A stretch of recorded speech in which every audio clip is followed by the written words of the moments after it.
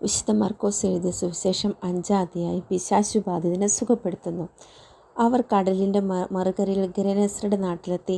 അവൻ വഞ്ചിയിൽ നിന്ന് ഇറങ്ങിയ ഉടനെ അശുദ്ധാത്മാവ് ബാധിച്ച ഒരുവൻ ശവകുടീരങ്ങൾക്കിടയിൽ നിന്ന് എതിരെ വന്നു. ശവകുടീരങ്ങൾക്കിടയിൽ താമസിച്ചിരുന്ന അവനെ ചങ്ങല കൊണ്ടുപോലും ബന്ധിച്ചിടാൻ കഴിഞ്ഞിരുന്നില്ല. പലപ്പോഴും അവനെ കാൽവിലങ്ങുകളാലും ചങ്ങലകളാലും ബന്ധിച്ചിരുന്നെങ്കിലും അവൻ ചങ്ങലകൾ വലിച്ചു പൊട്ടുകയും കാൽവിലങ്ങൾ തകർത്ത് കളയുകയും ചെയ്തിരുന്നു. അവനെ ഒതുക്കി നിർത്താൻ ആർക്കും കഴിഞ്ഞിരുന്നില്ല. രാപ്പകൽ അവൻ കല്ലറകൾക്കിടയിലും മലകളിലുമായിരുന്നു. അവൻ അലറി വിളിക്കുകയും കല്ലുകൊണ്ട് തന്നെ മുറിപ്പെടുത്തുകയും ചെയ്തിരുന്നു.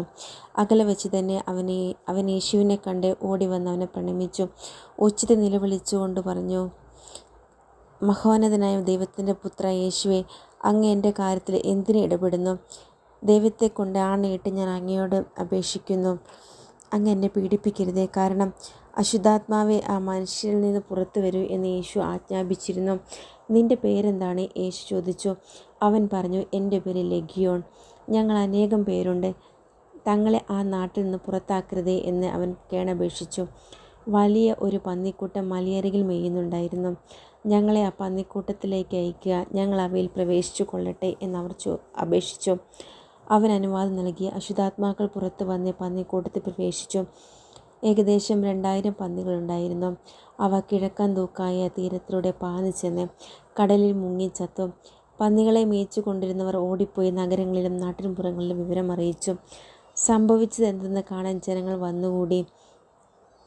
അവർ യേശുവിൻ്റെ അടുത്തെത്തി. ലെഗിയോൻ ആവേശിച്ചിരുന്ന പിശാചുബാധിതൻ വസ്ത്രം ധരിച്ച് സുബോധത്തോടെ അവിടെ ഇരിക്കുന്നത് കണ്ടു. അവർ ഭയപ്പെട്ടു. പിശാചുബാധിതനും പന്നികൾക്കും സംഭവിച്ചത് കണ്ടവർ അക്കാര്യങ്ങൾ ജനങ്ങളോട് പറഞ്ഞു.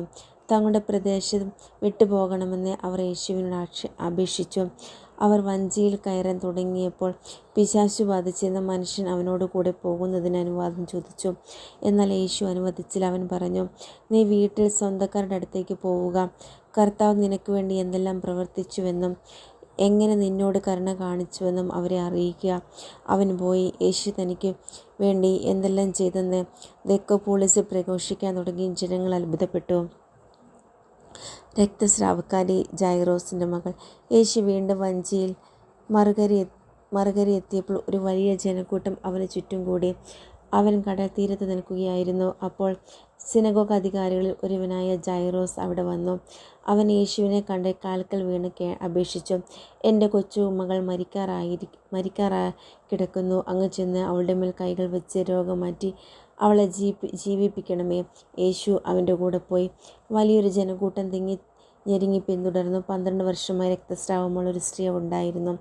പല വൈദ്യന്മാരുടെ അടുത്തു പോയി വളരെ കഷ്ടപ്പെടുകയും കൈവശമുള്ളതെല്ലാം ചെലവഴിക്കുകയും ചെയ്തിട്ടും അവളുടെ സ്ഥിതി മെച്ചപ്പെടുകയല്ല, കൂടുതൽ മോശമാവുകയാണ് ചെയ്തത്.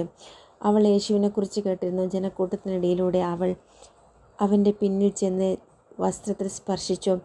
അവൻ്റെ വസ്ത്രത്തിൽ ഒന്ന് തൊട്ടാൽ മാത്രം മതി, ഞാൻ സുഖം പ്രാപിക്കും എന്ന് അവൾ വിചാരിച്ചിരുന്നു.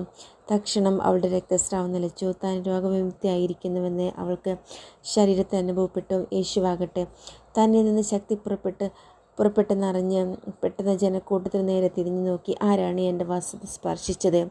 ശിഷ്യന്മാർ അവനോട് പറഞ്ഞു, ജനം മുഴുവൻ നിനക്ക് ചുറ്റും തിക്കിക്കൂടുന്നത് കാണുന്നില്ലേ? എന്നിട്ടും ആരാണ് എന്നെ സ്പർശിച്ചതെന്ന് ചോദിക്കുന്നുവോ? ആരാണ് അത് ചെയ്തതെന്നറിയാൻ അവൻ ചുറ്റും നോക്കി. ആ സ്ത്രീ തനിക്ക് സംഭവിച്ചതറിഞ്ഞ് ഭയന്ന് വരച്ച് അവൻ്റെ കാൽക്കൽ വീണ് സത്യം തുറന്നു പറഞ്ഞു. അവൻ അവളോട് പറഞ്ഞു, മകളെ, നിൻ്റെ വിശ്വാസം നിന്നെ രക്ഷിച്ചിരിക്കുന്നു. സമാധാനത്തോടെ പോവുക, വ്യാധിയിൽ നിന്ന് വിമുക്തമായിരിക്കുക. യേശു സംസാരിച്ചു കൊണ്ടിരിക്കെ സിനഗോഗ് അധികാരിയുടെ വീട്ടിൽ നിന്ന് ചിലർ വന്നു പറഞ്ഞു, നിന്റെ മകൾ മരിച്ചു, ഗുരുവിനെ ഇനിയും എന്തിനു ബുദ്ധിമുട്ടിക്കുന്നു? അത് കേട്ട് യേശു സിനഗോഗ് അധികാരിയോട് പറഞ്ഞു, ഭയപ്പെടേണ്ട, വിശ്വസിക്കുക മാത്രം ചെയ്യുക. പത്രോസും യാക്കോബിൻ്റെ സഹോദരൻ യോഹന്നാനും ഒഴികെ മറ്റാരും തന്നോടുകൂടെ പോരാൻ അവൻ അനുവദിച്ചില്ല. അവർ സിനഗോഗ് അധികാരിയുടെ വീട്ടിലെത്തി. അവിടെ ആളുകൾ വലിയ ബഹളം വയ്ക്കുന്നതും ഉച്ചത്തിൽ കരയുന്നതും അലമുറയിടുന്നതും അവൻ കണ്ടു. അകത്ത് പ്രവേശിച്ച് അവൻ അവരോട് പറഞ്ഞു, എന്തിനാണ് നിങ്ങൾ ബഹളം വയ്ക്കുകയും വിലപിക്കുകയും ചെയ്യുന്നത്? കുട്ടി മരിച്ചിട്ടില്ല, ഉറങ്ങുകയാണ്. അവർ അവനെ പരിഹസിച്ചു. അവനാകട്ടെ അവരെ എല്ലാവരെയും പുറത്താക്കി. അനന്തരം പെൺകുട്ടിയുടെ മാതാപിതാക്കന്മാരെയും തൻ്റെ കൂടെ ഉണ്ടായിരുന്നവരെയും കൂട്ടിക്കൊണ്ട് അവളെ കിടത്തിയിരുന്നിടത്തേക്ക് അവൻ ചെന്നു.